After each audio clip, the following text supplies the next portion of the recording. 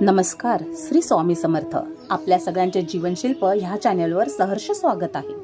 स्वतःवर प्रेम करण्याबाबत आज आपण थोडं बोलणार आहोत. लोकांना खुश करण्यात एवढं हरवू नका की स्वतःवर प्रेम करायचंच विसराल.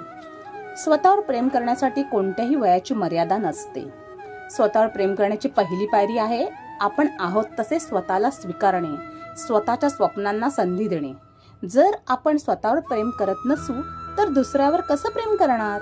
आपण आपल्या स्वतःच्या सानिध्यात खुश राहिलं पाहिजे. त्यासाठी सर्वात प्रथम कोणाकडून अपेक्षा करणं सोडून द्या. अपेक्षा ह्या स्वतःकडूनच करा आणि त्या पूर्ण करण्याचा प्रयत्न करा. स्वतःच्या आवडीनिवडींना वेळ द्या. स्वतःला काही आवडलं तर ते घ्या. आता इकडे ज्या स्त्रिया आर्थिकदृष्ट्या सक्षम आहेत त्या पटकन घेऊ शकतात, पण ज्या गृहिणी आहेत त्यांना ते घ्यायला वेळ लागेल, पण अशक्य नाही.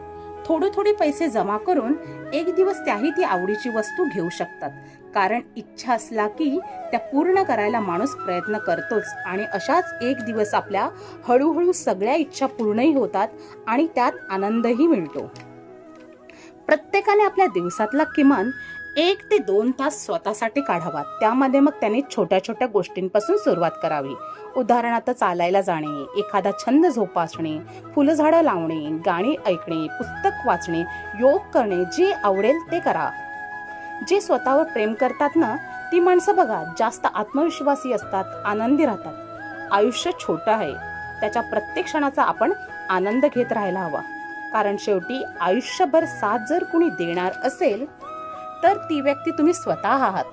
स्वतःला वेळ द्या, स्वतःला समजा आणि स्वतःवर प्रेम करा. कारण तूच आहेस तुझ्या जीवनाचा शिल्पकार. असंच थोडं घडवत राहा स्वतःला.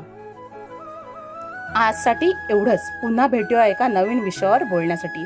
तोपर्यंत हसत राहा आणि प्रत्येक क्षणाचा आनंद घ्या. श्री स्वामी समर्थ.